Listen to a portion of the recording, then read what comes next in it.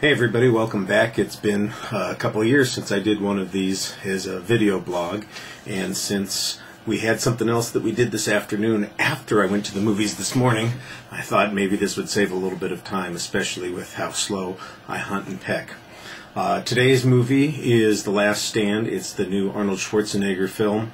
It's directed by this director from South Korea, who is apparently quite the star there, and I thought that it was an interesting idea. Look, this is Arnold coming back and doing action pictures, so they find somebody fresh and new for him to work with, and they surround him with a cast of characters that maybe makes the film a little bit more appealing, despite the fact that he's older. I know that there's been a lot of criticism of Arnold.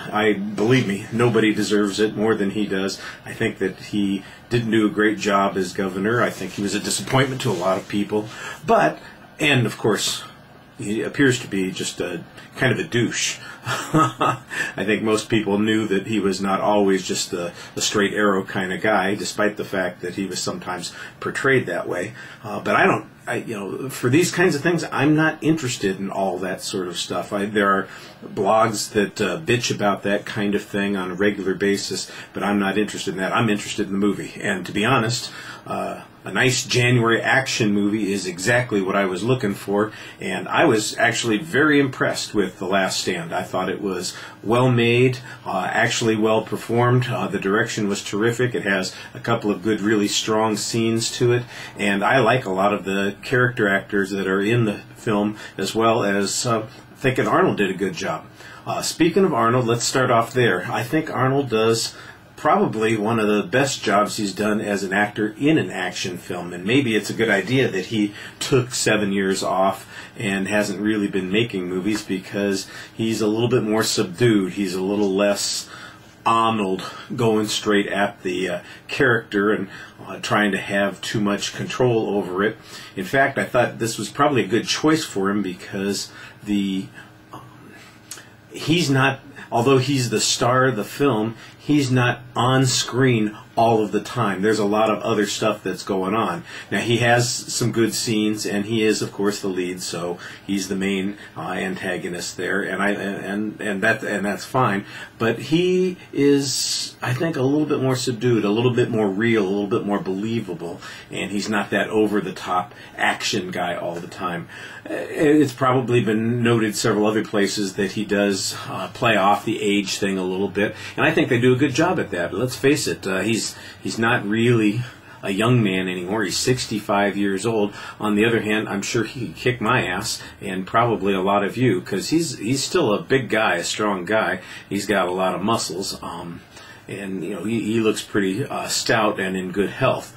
But he doesn't have to be jumping off of buildings all the time and jumping through windows. He's got a couple of scenes where he does that sort of thing, but it's not like it's one of those action films where every time he turns around he gets into a fist fight and kills 3 guys. It just isn't that dramatic. There are a lot of shootouts and that sort of thing. So he actually plays it, like I said, in a pretty subdued manner. I like the idea that he's a cop who was in Los Angeles, got shot up, and that's basically why he's moved to this small town and really wants to be just, a small town sheriff at this point with the people that he's working with. That makes a lot of sense. The big story, of course, is that there's a big drug dealer, one of those cartel guys, who's escaped from custody and immediately is on the run, and he's going to be coming through Arnold's town. So there's a lot of stuff that works it out so that ultimately, it is exactly what it sounds like, The Last Stand. He's the last line of defense before this guy makes his escape. And he's a pretty bad guy. The villain, is a pretty standard Mexican drug lord sort of thing, where you can tell he's over the top. He's got a certain strong tastes, and he's got a very violent nature to him, and that that's coming up. There's a lot of violence in the movie.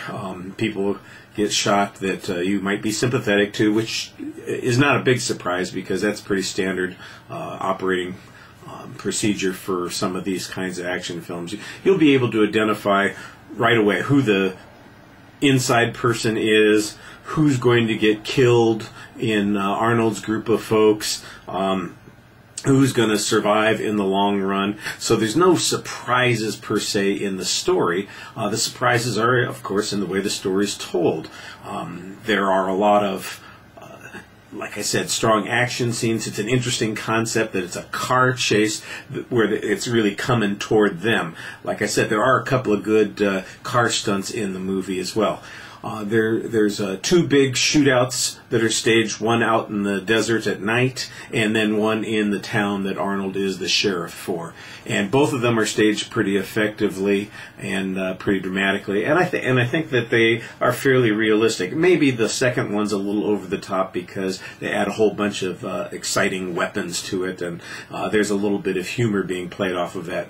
Luis Guzman, who is just a good character actor. He's been in 100 things over the years. I've enjoyed the heck out of him. He plays Arnold's deputy, and he's there for some comic relief. Although he plays a serious character, some of the things that he does is fun. Johnny Knoxville is, I think, actually second or third billed in this. He doesn't have quite as big a part as it seemed like he was going to have from the trailers, but he was also pretty funny. The character is good on that. So there's a good mix of the dramatic action stuff, and it's punctuated with some really nice humor here and there. I think the supporting players, in addition to Luis Guzman, are pretty familiar. Like I said, there's Peter Stormare, who I think he's in some other movie right now. So it's like he's in 2 or 3 movies that are coming out this month. You've seen him in 1,000 things. Most people know him from Fargo. He's the silent killer that works with Steve Buscemi. And he's been in a lot of these kinds of parts lately. He's pretty fine in the movie too, so there's no big surprises there. Like I said, the supporting cast is pretty strong. I'll tell you what, I enjoyed the hell out of the movie. It was exactly what I was looking for. It's an action film with some good humor in it, a couple of good chases. There's an especially good chase at the end that's actually done in a cornfield, and then there's a pretty realistic fight sequence at the end, which is not, there's some stuff to it that's maybe a little hard to believe, but it's not impossible to believe. There's none of this high wire, kicking butt, slow motion kind of stuff. It's a pretty straightforward fight with some pretty tough scenes in it. Like I said, and I think the action's good. You'll get a good payoff on it.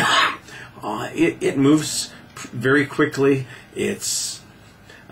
I guess it's not going to be doing very well this weekend. It doesn't look like a lot of people are lining up to see Arnold in a movie again. Different strokes for different folks, but it was exactly what I was looking for, and I found it very entertaining. If you're at all interested in these kinds of action films, you don't want anything that's too taxing, and you're looking for something with a little bit of humor to it. The Last Stand, I think, will give you your money's worth, and I think you'll actually be impressed with how well the movie comes together and how well Arnold actually does in his return as an action star.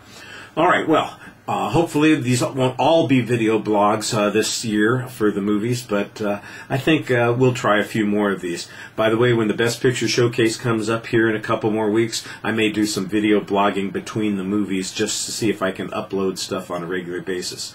All right, if you're new to the blog, please come back and read on a regular basis. And all of you who are my students, make sure that you like me on Facebook, and that you, if you want to, follow the blog. If you've got a Google account, you can just click on the follow link right here on the right-hand side. All right, thanks a lot. You all have a good afternoon, evening.